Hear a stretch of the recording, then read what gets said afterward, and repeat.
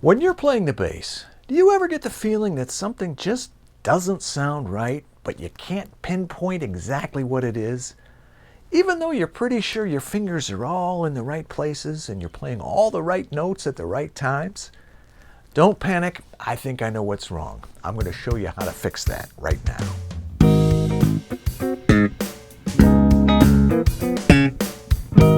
Hi, I'm John Liebman, founder and first baseman of ForBassPlayersOnly.com. I've taken the frustration out of learning bass so you can build confidence, have fun, and just enjoy making music. Before we get started, I want to make a real quick mention of a free bass lesson I have for you. It's called 10 Easy Rock Riffs for Bass. It's a video lesson with play-along audio tracks and a downloadable PDF with all the music, including tablature. Just click the link under this video and you can download it totally free. My gift to you. Or you can go to ForBassPlayersOnly.com/riffs. So, you learned a tune. You know what you're supposed to do. You're playing along, trying to feel reasonably sure of yourself. But something is missing and you just can't figure out what it is. Well, maybe it's not what you're playing, but how you're playing it. There's an art to playing the bass. That's right, you are an artist. And you need to play with some finesse, specifically moving from one note to the next. Now, it's going to take some work to get it just right, but when you get really good at executing proper bass technique, eventually it'll feel natural. So don't feel like you have to stress over every note.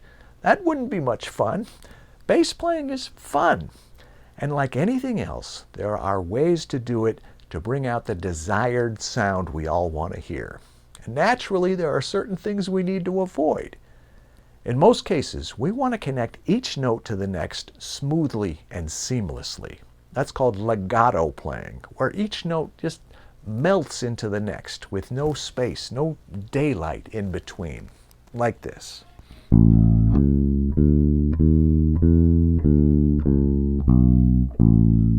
Of course, not everything should be played legato, but it'll be much better for you if you learn to play legato because it's a lot easier to play notes short after learning to play them long than it is to do the opposite.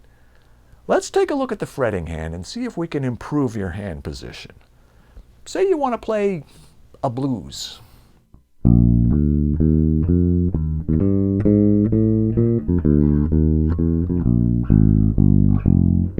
And so on.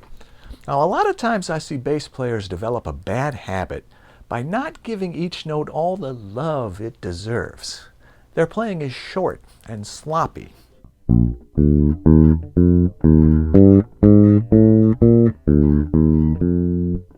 Let's say you want to play a shuffle groove. Same thing. You want this, though. Not this.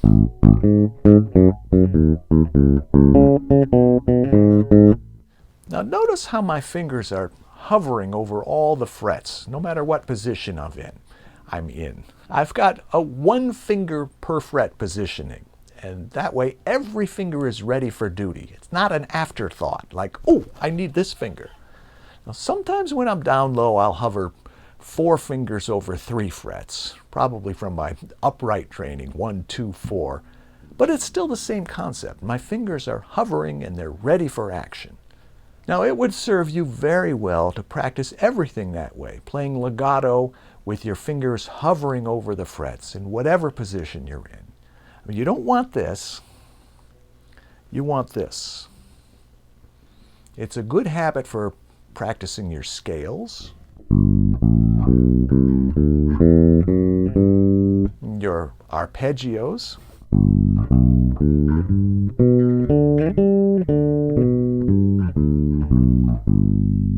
anything, everything. Take that tune you were struggling with, and then first slow it way down, slower than you think you need to play it. Then play those notes one at a time, connecting each note to the next, keeping your hand in the proper position, letting those fingers hover over the frets. I use that word a lot, hover. and see what a difference that makes in the sound of your bass playing, the sound of, and the feel of your groove. Chances are you're going to be holding your hand and your fingers a little differently than you're used to. It's going to feel awkward at first, so experiment until you find that sweet spot that gives you the sound you're after. Then practice that way. It's not going to feel natural right away, but eventually it will. Your bass playing will sound smoother and cleaner, and you'll sound and feel a lot more confident in your bass playing.